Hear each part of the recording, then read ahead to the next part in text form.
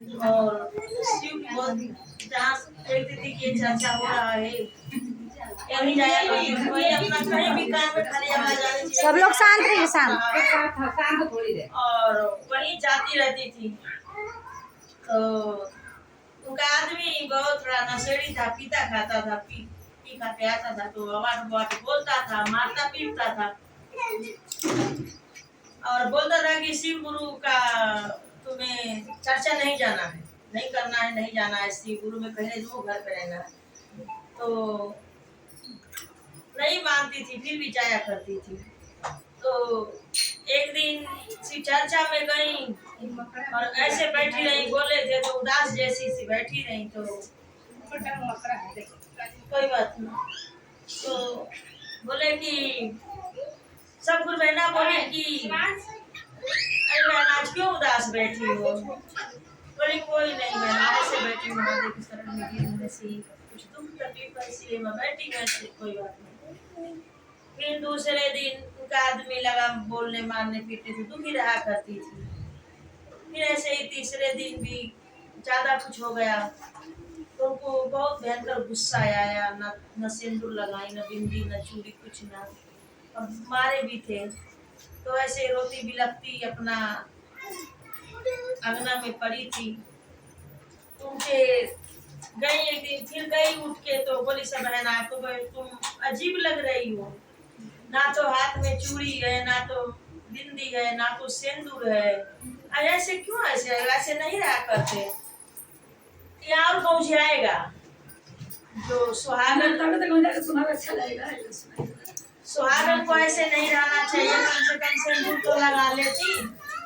तो बोली कि कोई बात ना, फिर नहीं आई बेचारी, फिर सुस्ती में पड़ी, फिर सोचने लगी सबकी बातें, आज ऐसा ना करता तो हम भी सही सलामत से रहते, सही सलामत से रहते, हम भी अपने अच्छे से जाते आते। महादेव जी ने कहा क्या कर रहा है, कब तक मेरी परीक्षा लेता रहेंगे?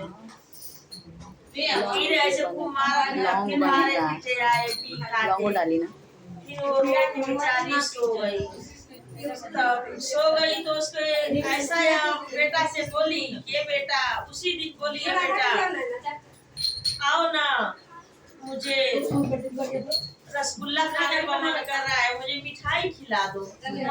बोले कि मिठाई मिठाई करी रहती है, नहीं मुझे मिठाई नहीं तुमको देना है, तुम सबके खिलाफ रहती, तुमको सब लोग मना करते, फिर भी तुम वही काम करती हो, कौन तुम्हारी सुनेगा? मुझे मिठाई नहीं देना है। फिर बोले कि ये बेटी से बोली, ये बेटी सब लोग सत्संग में नमः शिवाय की चुन्नी ओढ़ के जाते हैं, हमें भी नमः शिवाय की चुन्नी दिलवा दो, मैं भी चर्चे में ओढ़ के जाया करूंगी। तुमको चुन्नी नहीं, कुछ नहीं, तुमको तो कुछ देने लायक तुम नहीं हो, जो हमारे पापा जी मना करते हैं तुम क्यों जाती? क्या माता जी ने तुमको दे दिया जो उन्हीं पे मरी रहती? बोले अरे बेटी कितना महादेव ने तुमको घर पर अच्छा मिला, ससुराल रह रही हो बढ़िया से, बेटा बाहर कमाई रहा है, सब लोग आजादी पर हैं, फिर भी अब महादेव जी ने इससे बड़ा क्या चीज देंगे? बोले नहीं तुमको चुनी नहीं देना है, कोई बात ना। अब वो पीऊ के आया, मारा पीटा, वो बेचारी अपने घाट पर जैसे आंख लगी उनकी।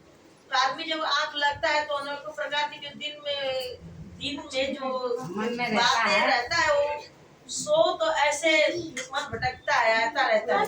तो जैसी उनकी मारी पीटे आंख लगी ना, तो ऐसे महादेव के ऐसे आया संभव कि अब मेरे यहाँ आ जाओ, अब मेरे यहाँ आओ।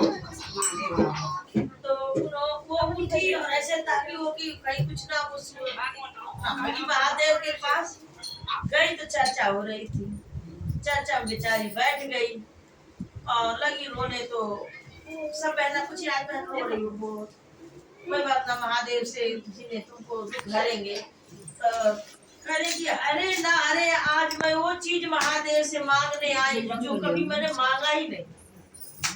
आज मैं महादेव से वही चीज मांगूंगी कि जो कभी मेरे को मुंह खोल के मैंने मांगा ही नहीं, आज इन्हीं के शरण में मैं मरूंगी। इतना कहते हुए वही उनका देहांत हो गया और मर गई।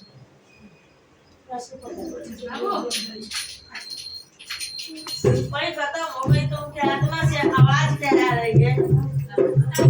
अरे वो मैं मरा हो पिया, हरा वो मैं मरा हो पिया, दुआरा हो मना हो।